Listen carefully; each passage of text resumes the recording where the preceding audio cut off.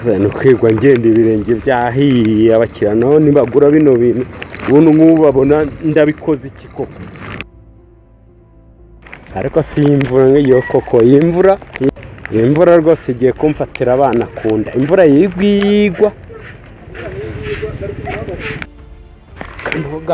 kanogamaha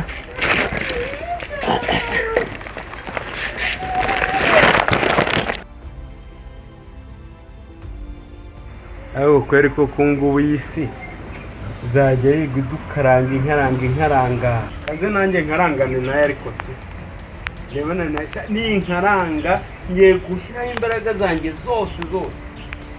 rebane n'isi nanjye nshakisha amafaranga n'inyabura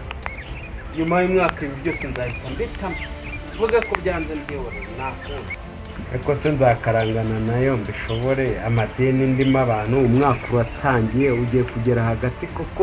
muri 2023 ndimo amadeni uyu nawe uzarangire yishyuzwa koko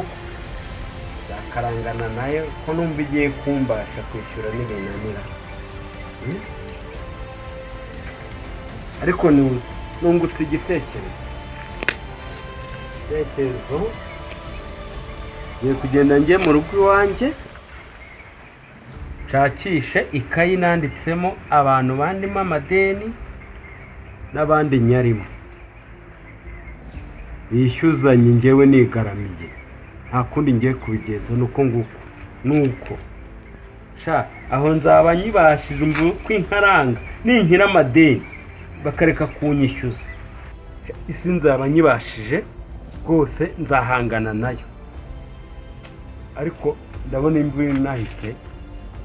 kandi sinyibabaze noneho nyereka nshaka amafaranga